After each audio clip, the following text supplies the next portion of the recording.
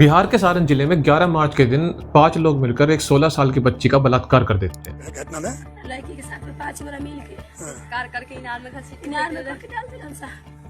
उस बच्ची का बलात्कार करने के बाद वो लोग उसको पैरों से घसीटते हुए ले जाते हैं। जब उसकी चीख सुनकर उसकी माँ और उसकी बहन उसे बचाने के लिए दौड़ते हैं, तब तक वो उसको कुएं में फेंककर वहां से भाग जाते हैं। और उनकी हिम्मत इतनी होती है कि वो इसके बाद व्हाट्सएप पर स्टेटस तक लगाते हैं, रानी बना ले हम त्योहार को दुल्हनिया, अगर कोई बोला तो घर में घुसकर मार डालेंगे। इस लड़की को धमकी दिया था, घर में ढुका था और इस पर वीडियो डालकर बोलता है क्या कि हम तो दुल्हन बना कर ले जाएंगे। यही क्या हुआ, हम उसके पूरे घर को ढूक करके उसके हत्या कर देंगे, पूरे परिवार का हत्या कर देंगे। और ये सब उस प्रत्यक्षदर्शी ने बताया जिसने पहले भी उस लड़की को उस आरोपी से बचाया था, क्योंकि वो आरोपी पहले भी उसके साथ छेड़छाड़ कर चुका था।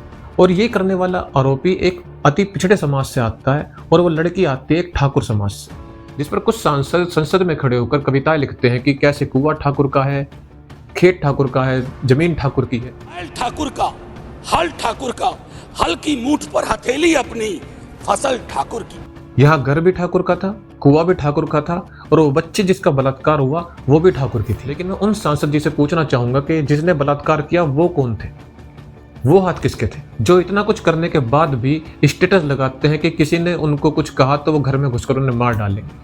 वो 16 साल की बच्ची आधे घंटे तक वहां पर कुएं में तड़प तड़प कर मर गई। गांव वालों ने बड़ी मुश्किल से उसे बाहर निकाला। गई थी पुराने घर पे, मतलब जलाने के लिए गई, वो अंदर घुसी, वो लोग बाथरूम में गए, गेट बंद करके जबरदस्ती किया, गेट तोड़ा भी गया है।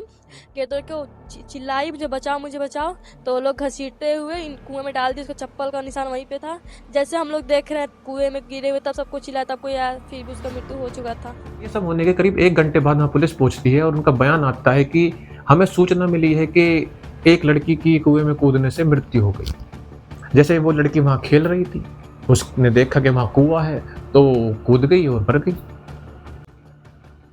डेली थाने में मुकदमा दर्ज हुआ था, जो हमें बताया गया कि वहाँ पे कुआं में कूदने से जो है नाबालिग बच्ची की मृत्यु हो गई थी। और मुझे लगता है जिस तरह की हमारी पुलिस है वो ये बात साबित भी कर देगी। इसके बाद जब सोशल मीडिया पर ये खबर फैलती है तो पुलिस वहाँ पहुँचती है और परिवार को अलग कमरे में ले जाकर ये समझाया जाता है कि आप किसी भी मीडिया से मत मिलिए, किसी को भी कुछ मत बताइए।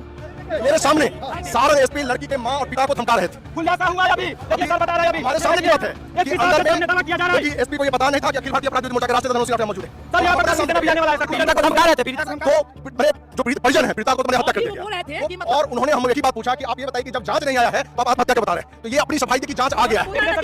ये सब देखकर यही लगता है कि पुलिस इस केस को दबाना चाहती है और संभावना है कि वो इस केस को दबा भी दे, क्योंकि मरने वाली एक स्वर्ण की बच्ची थी और स्वर्ण की चिंता इस देश में किसी को नहीं है, चाहे वो कोई नेता हो, पुलिस हो, चाहे वो विपक्ष में हो या प्रतिपक्ष में। लेकिन इस सब को देखकर फ्रस्ट्रेशन तब होती है जब हमें पता है कि इसका कारण क्या है। जहां एक वर्ग के साथ कुछ भी घटित हो जाए तो चाहे वो नेता विपक्ष का हो या प्रतिपक्ष का, सब आकर हाय हल्ला करने लगते हैं, मीडिया पर खबर चलने लगती है, प्राइम टाइम पर डिबेट होने लगती है। लेकिन अगर वहीं दूसरे वर्ग के साथ कुछ भी ऐसा हो जाए तो वही क्रिमिनल होता है और उसके साथ कोई भी खड़ा नहीं होता, ना कोई मीडिया में खबर होती है, ना कोई इसके बारे में बात करता है। जहां ब्राह्मणों की कब्र खुदेगी, मनुवाद से आ जाती, इस तरह के नारे सरेआम लगते हैं और सरकार इसे रोकने के लिए कुछ नहीं करती।